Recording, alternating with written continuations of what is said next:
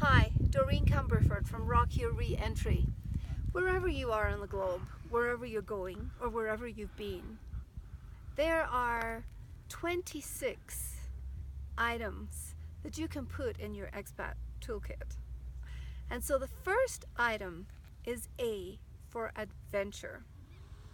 Right now, I'm almost at 14,000 feet on a mountain in Colorado, which is in the middle to the west of America.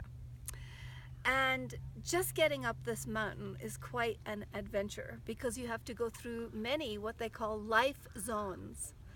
And as expats, that's what we do. We traverse life zones, settling, making sense of life, building our lives, and taking one step in the direction of our next adventure. And so I picked up this great quote from Marty Rubin, and Marty said, "Travel doesn't become adventure until you leave yourself behind." So exactly what does that mean? Leaving ourselves behind. Well, I think there are ways that we have to leave ourselves behind. We have to leave behind the idea of self-doubt. We have to leave behind the idea of, oh, can I do this or can I not do it? Because if we hold on to that, we won't move fully into the adventure. The other part of ourselves we have to leave behind is our sense of comfort. We have to be willing to get uncomfortable in order to find the great part of the new adventure. Just think about every time you've moved. There's great discomfort, but there's always a place that we're going to where we reestablish a new comfort zone.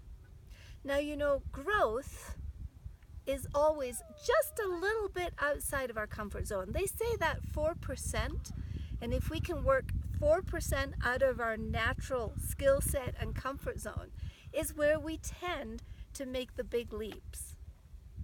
So in order to establish our adventure, it's important to get uncomfortable, to be willing to interact and collaborate with other people and meet people who are different in order to really solidify that adventure. So we have to leave behind our small and self-doubt, our small self and our self-doubt, and we have to leave behind our old ideas of comfort. Plus, we have to be willing to give up the known. What is it that we know?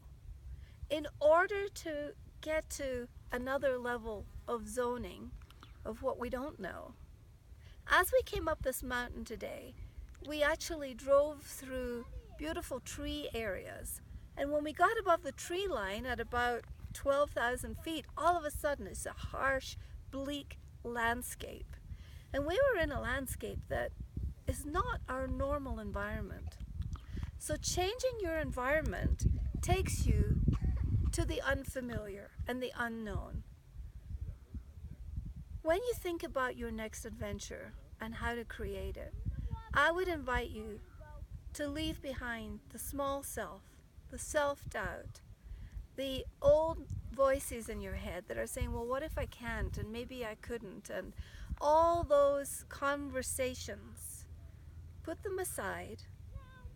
Secondly, put aside your idea of comfort, because you will create a new comfort level and a new comfort zone in the next place. We always do. As humans, we always seek to become comfortable. And number 3, give up the familiar, give up the known, in order that you can make your adventure welcome. Just for today, I invite you to deploy some of these ideas. And let me know how that goes for you. When you develop your idea of adventure and leave behind travel, because it doesn't really become a true adventure until you leave yourself, your old self, your small self, your comfortable self, and your doubtful self behind.